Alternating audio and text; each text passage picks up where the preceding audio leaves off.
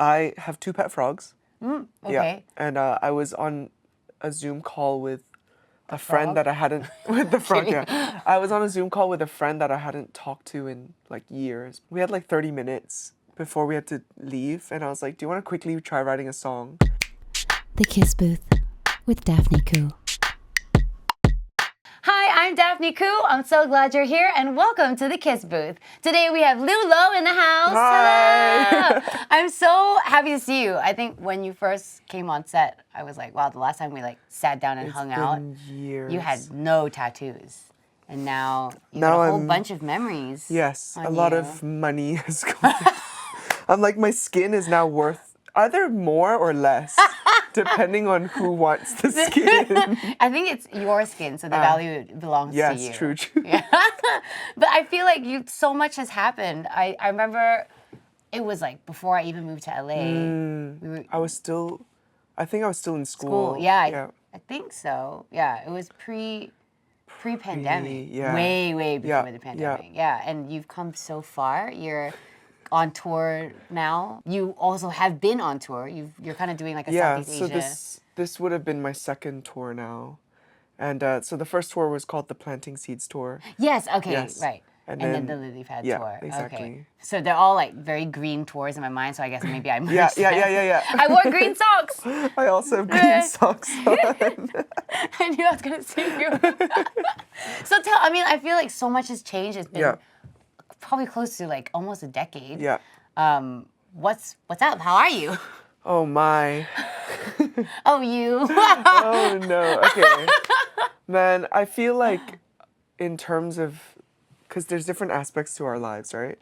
I feel like in terms of music, I'm working on my next album, and that's kind of what's been like, that's what's been for me for work, right? But in terms of like human life stuff, I think so I just turned 28 this year, and I think I'm right now at a spot where I'm kind of questioning my identity, and I think that's gonna happen multiple times Yeah, in for sure. in this life. But more than that, it's like I am trying to remember that my occupation is not my identity. Yeah. And like, yes, I'm a human that does music, but I am not just music a that does musician. human? Yeah, I'm not a music that does human. Yeah.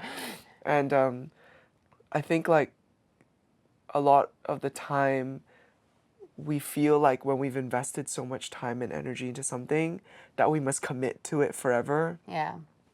And like honestly, the last like 2 months have been me trying to give myself space to explore other things, because like this music thing might be a forever thing or it might not be a forever thing, and I'm letting go of this idea that everything I do has to be permanent and, Yeah. and like infinite, I love that. Honestly, I've been watching you obviously grow from, socials and all that stuff. And I think, I've always loved your music and your voice, your messaging, your intentionality, like how you are just as a person and a musician. Thank you.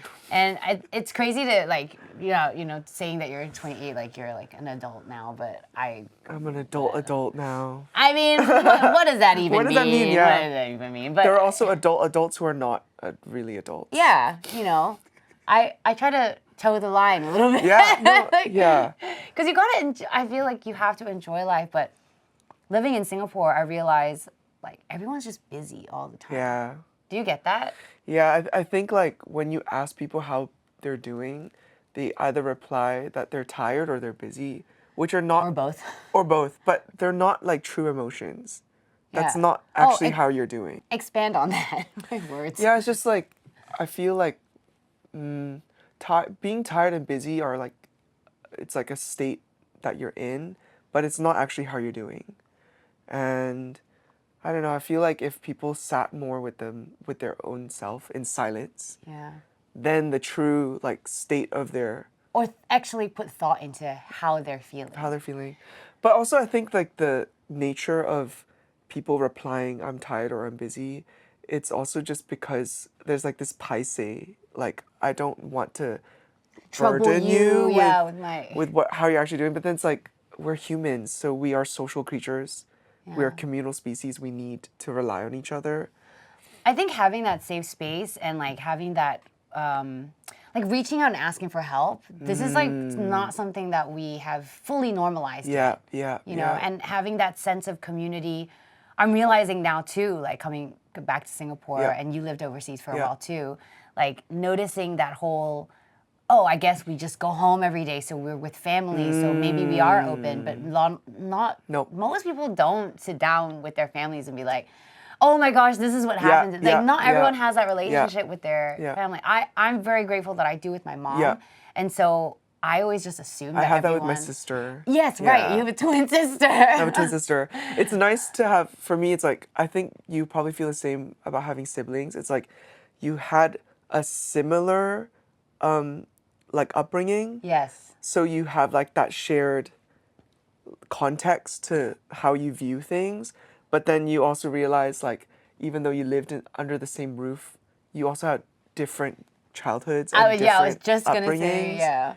But yet the idea of what a safe space is at least similar. Yeah. And I think as I've come back and talked to more people, I've realized that that's like, especially people of my generation, that's like I still struggle with it, to call people when I need help, to talk about, like, to say I'm not okay. Yeah. The easiest thing is to be like, just tired, busy, you know, which is exactly what you just said. Actually, I have a fun fact. Please, I love fun facts. Tell me. It's about tears. Okay. So the chemical composition of a tear depends on why you're crying. So sad tears and happy tears have different chemical compounds. And specifically sad tears, they roll down your face slower because they're heavy, denser. They're denser, but also because the humans evolved to use tears as a way to connect with other humans.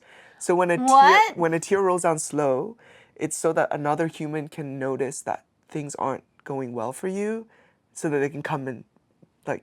Are you serious? It's true, but then now most people cry alone. So then the function of a tear. Oh, there's tissues, so nobody can tell if it rolls exactly. down fast or Or slow. they cry in the shower or in the rain. But the true function of tears is human connection. How do you know all these things? Oh my god, I just went down a rabbit hole. Like.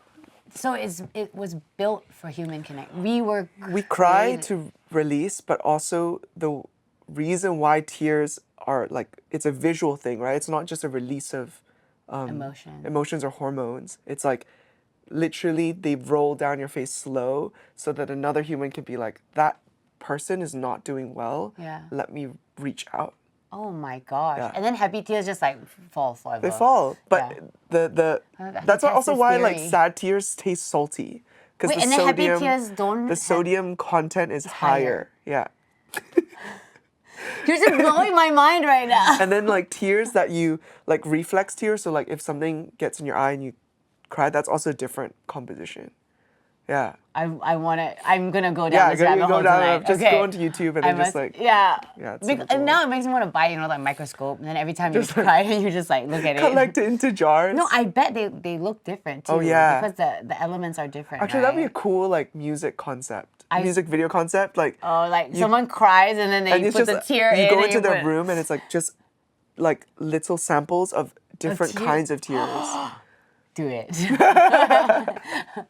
However I can help, I'll be there. What do you do with this information? I know, right? Oh, but actually, it's really interesting. I bet nobody here knew. Actually, that. it'd be cool if somebody did a survey or a study on how the same song, like how a song, like affects people's tears differently, right? But not everyone can cry. Like I cannot cry in front of people. Yeah, like you were saying, true. people cry alone, right? So I was brought up to like not cry in front of other people. Yeah. Yeah, it was like a thing. I mean, it was more like I guess a discipline thing growing up, because like I think it was more like my parents didn't want me to have breakdowns or anything like that. So the whole consensus was like, you're not supposed to cry in public. Yeah. And so I actually like, it's like a gag reflex. Like if I'm really sad, like I'm very much more in touch with my emotions now. Yeah. But whenever I want to cry, if there are people around, I can't do it. Yeah. Even if I like, you can see my eyes like glazing over, getting red, my nose is getting red. And they're like, are you crying? And I'm like, I can try, probably not. Yeah, it's crazy. But this whole idea of like releasing your emotions freely. I think for us, Yeah, if I may yeah, say, like yeah. I think music is like one way to release. I feel like I communicate better through music. Than any other form. Like even, I'm saying this as the host, but Yeah. like even communication, I feel like is not, for me, is not as accurate or not as deep or Yeah, as clever yeah, as yeah. if I were to put it in a song, you know? I think it's, but the thing is, like, something that I realize is sometimes when I'm writing music or trying to process what I'm going through music, I tend to intellectualize my emotion to try and make it sound better for the ears. Whereas, But that's you with your intention. yeah, You're trying to true, be that's intentional. true. But I do feel like there's a lot of genuine, like I don't think you would put anything down that you didn't mean. Yeah, but true, you true, try true. to. You're just like Because you're smart packaging too. it. Yeah, you're smart too. I'm not that thoughtful. I'm not as thoughtful as you. Okay. I'm very like, this is how I feel. Someone will Someone feel will that way. understand Yeah, it. someone will Okay, it will okay, be okay, fair, someone, fair, you know. fair. Are you like proud of, you know, the stuff that you made from the beginning? Because I mean, I hope that you're really proud of what you have now because you are an incredible writer. Thank you. You've worked so hard on your craft, but like, you know, from the beginning. From the beginning? Oh If my goodness. you could say something to lewloh who is starting out. Okay. Oh my goodness. I would tell him to stay humble. What do you mean? Because I think at that time, what I put out, I was like, oh, this is so good. Wait, but you are very humble. Okay. Okay. Spill. Let me think about how I want to say this. I think because the nature of our job as an artist is to entertain, we get a lot of external validation. It's almost like occupational hazard, where like as the longer you're in this like industry, the longer that you're performing, the more your body and your soul and your mind relies on external validation to feel like what you're doing has value. Yeah. And I think I would just tell him to just like, you need to reset. Like after a show, you did a good show, but what is your intention with the show? Your intention was not to feel like you are valuable and have something worthy of sharing. Your intention was just to hold space for people, and like that's what you did. And again, like the external validation thing, like I know that that's one of the lessons that I'm still trying to like reconcile and learn, especially with social media. Yeah. Like I used to have this idea that social media was this like evil thing, but like it's completely relative to your own perspective and your relationship with social media, right? And if you're going to chase something, make sure you're chasing something that you actually value. And past me, social media followers, that's not gonna make you feel better. Yeah, and like what's gonna make you feel fulfilled is like doing things that align with your values and your morals, and Or helping you feed that. yeah, Or appreciate it more. yeah, All exactly, the life stuff, you know. exactly. It is, I mean, it is hard. I think the whole idea of being an artist is that we do need people to listen to us to Yeah. be seen or to make a living. It's I don't know if you've heard of this analogy where it's like, if somebody claps in the middle of a forest but there's no one to listen to it, does the clap exist? Yeah, it does. It does, but it's so hard sometimes to be like, imagine like you put 1 or 2 years worth of time into an album And then nobody listens and to it. nobody listens to it, but it's like, but is the reason why you made the album so that people listen to it? No. And I think some artists like that is their intention, Yeah. and like all respect to them, like they can do the 1,000 TikToks a day, like hats off to you, like you do you, but like can't I do don't it. think that that's what I want to do. Yes, exactly. I also feel like being in this industry, when you do things that feel like we have to try different things, Yeah, right? yeah, So when you yeah. do things that maybe don't feel like 100%, Yeah. you can tell. Yeah. Because when you're doing the thing that you're like, yeah, I nailed Yeah. that. That you're like, oh, I'm meant to true. do this thing, you True. know? So I think that having that gauge or like having that at all is like really, really good True, because true. then, I mean, I'm really into the whole like manifesting and like the universe taking you exactly where you're supposed to be and then Yeah. trying to like embrace whatever Yeah. situation you're in Yeah. because there is a lesson there, whether you like it or Yeah, not. yeah. There's something that's Yeah. gonna help you. Maybe it's like, you know, you play those video games. It's like, oh, that key was for something. For, you know what I mean? Yeah, yeah, I'm in the yeah. game. I'm in it. I haven't met the boss yet, but Yes. this is. I'm putting this in my bag. Oh my you know? goodness. The final boss is just ourselves. Yeah. My God, my hair's the hairs on my face You are get to standing. the ending and then you you're realize like the whole time I've just been fighting myself. You walk in and there's like a big mirror. It's there. just or just like a clown face and it's just it's your face but it's just a clown. With the clown makeup, with the Joker makeup.